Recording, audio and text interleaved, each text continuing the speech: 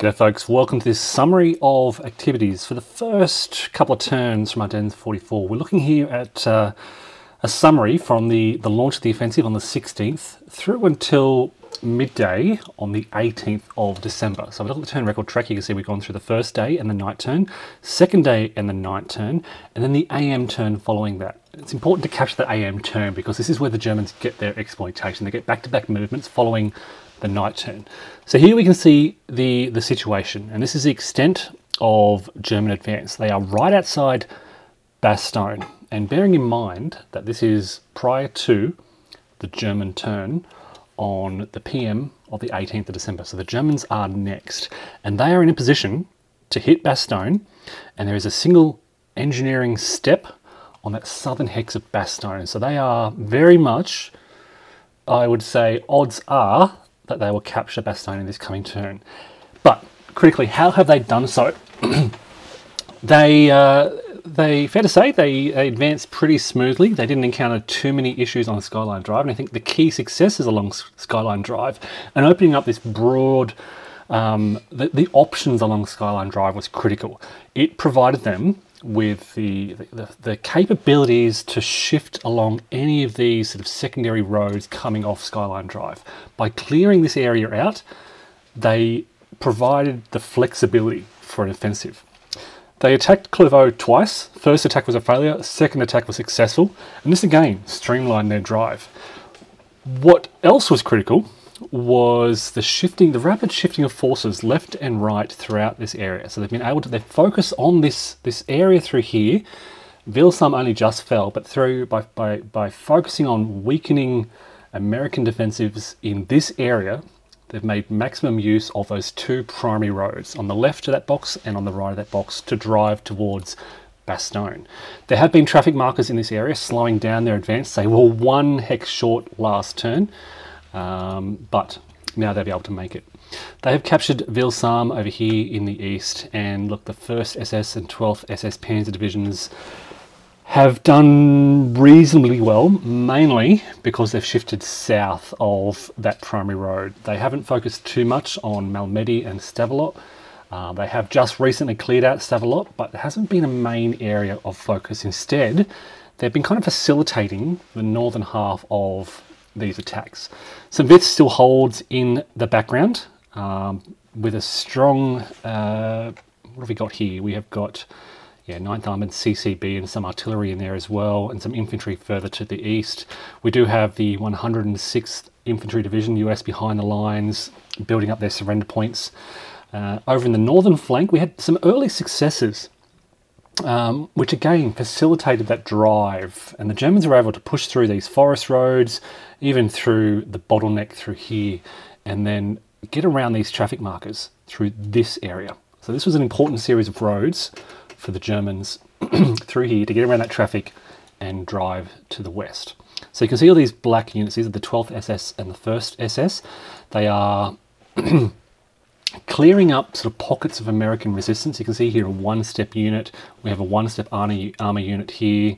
Another reduced remnant of what I think was a 9th Armoured, maybe, look, a unit that was in a Stavelot. They've retreated. And they're in a good position. Again, bearing in mind, the Germans are next. So you can see this open forest road. I'll start to zoom in now and show you some more detail. So they have this forest road that they can drive through. Not a lot of units in this area, but they can certainly drive through here, capture Manhai. That's 2, 3, 4, 5, 6. They can capture Manhai this turn, really undermine these American positions here. Alternatively, they can come back off and along this road, and they can be the outskirts of La Roche and Ardennes. Maybe at the end of this turn, maybe a turn away.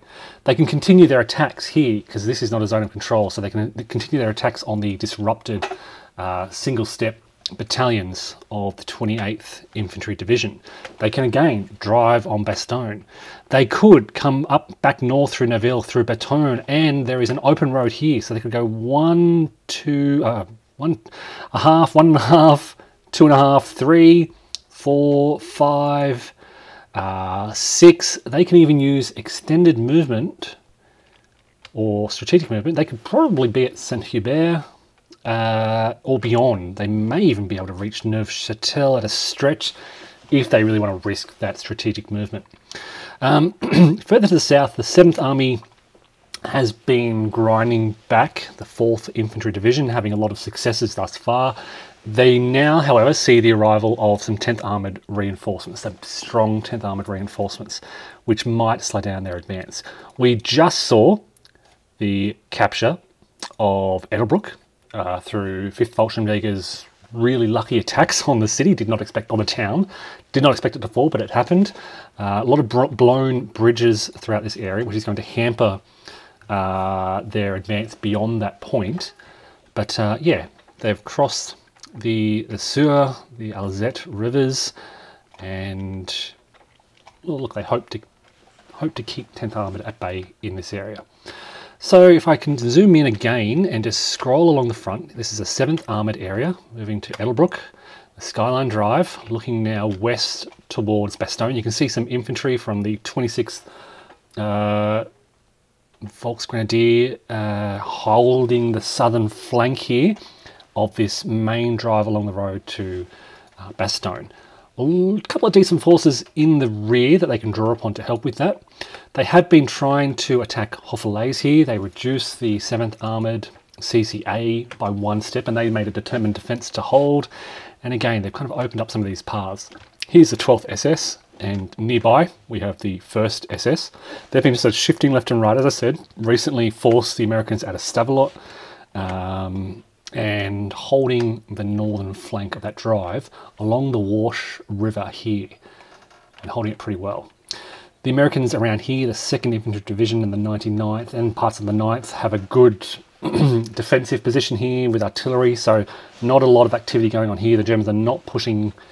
They've cleared through that road, and they're happy just to keep these American forces pinned in around Monschau without much else happening. So fair to say, I think these initial attacks on Skyline Drive provided the opportunities for that flexibility to drive west, and they've been able to do so very quickly. We do have, I will point out in the background, here come the 101st and the 82nd Airborne Divisions. They're in their trucks driving along that road, but they're going to be in trouble. They are certainly not going to arrive in Bastogne, in Neuville, in Foy in time to set up defensive positions.